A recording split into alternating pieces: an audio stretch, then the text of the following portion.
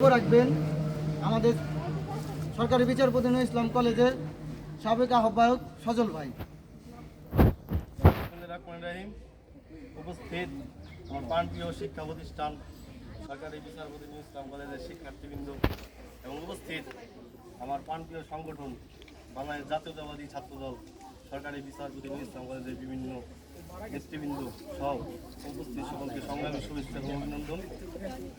আপনারা সকলেই জানেন, বিগত 17টি বছর আমাদের দেশে একটা অবৈধ ভোটারবিহীন 2014 সালের বিনা ভোটে নির্বাচিত এবং 2018 সালে রাতের ভোটে নির্বাচিত এবং 2024 সালে দাবি নির্বাচনের মাধ্যমে দেশকে একটি স্বৈরাচার এবং দেশকে একটি অগণতান্ত্রিক রাষ্ট্রে পরিণত করার যে নীল নকশা প্রণয়ন করা হয়েছিল, তারই ধারাবাহিকতায় বিগত দিনে বিগত 17 বছর আমাদের উপর বিভিন্ন অন্যায় তোমার কথাই শোনা এবং এই সরকারের বিরুদ্ধে কেউ অন্যায় এবং অত্যাচারের বিরুদ্ধে কথা বলে তার বিরুদ্ধে অমানবিক অত্যাচার নির্যাতন আমরা বিভিন্ন সময় দেখেছি।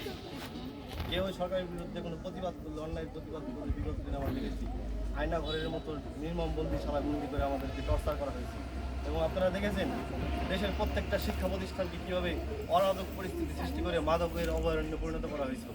এবং আমাদের এই শিক্ষা প্রতিষ্ঠান, আমাদের এই প্রাণপ্রিয় শিক্ষা প্রতিষ্ঠান সরকারি বিচারপতি নূর ইসলাম কলেজের ক্যাম্পাসে কী পরিস্থিতি ছিল আপনারা দেখেছেন।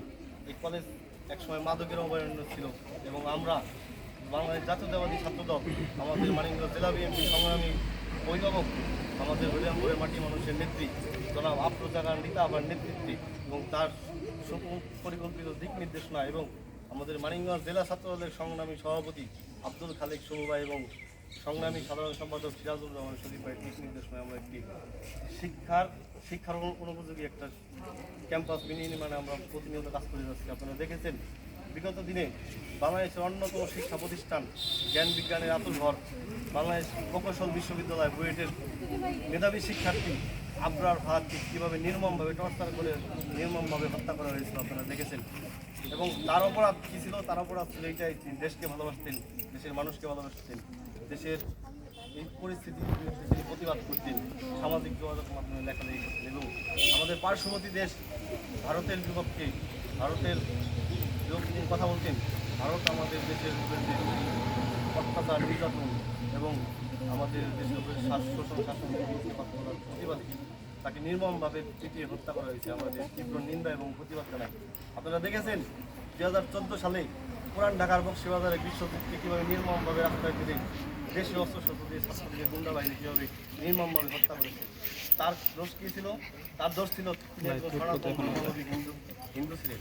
কারণ একজন হিন্দুর গায়ে হাত দিলে, একজন হিন্দুকে হত্যা করলে খুব সহজেই বাংলাদেশ জাতীয়তাবাদী দল বিএনপির উপরে দোষ চাপিয়ে নিয়ে যায়। আপনারা দেখেছেন এই ছাত্রলীগ এই 56,000 বর্গ মাইলের এই আমাদের এই সোনার বাংলাদেশকে কীভাবে মাদকের অভয়ারণ্যে পরিণত করেছে।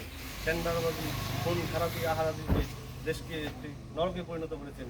আপনারা দেখেছেন 2014 সালে এই ছাত্রলীগ দ্বারা এই দেশের কোনো মানুষই নিরাপদ নয়।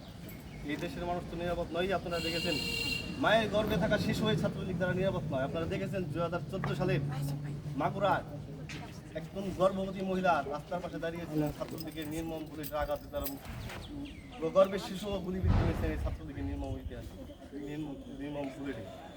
আমরা তীব্র নিন্দা এবং প্রতিবাদ জানাই। আজ আমাদের মেধাবী শিক্ষার্থী আবরার ফাহাদের ৫ম শাহাদাত বার্ষিকী, আমরা তাকে শ্রদ্ধাভরে স্মরণ করছি।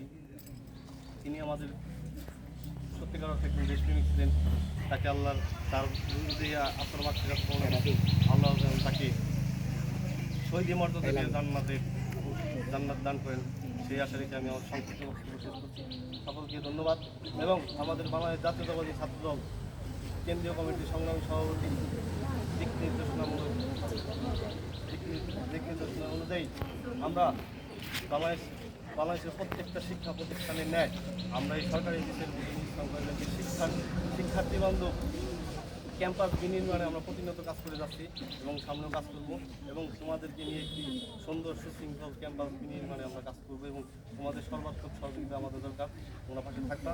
এবং তোমাদেরকে আমি আগেও বলেছি, এখনও বলি, বারবারই বলি, এই কলেজে যারা শিক্ষার্থী আছে, এই কলেজের প্রত্যেকটা শিক্ষার্থী আমাদের এক একটা ছোটো ভাই এবং বোন।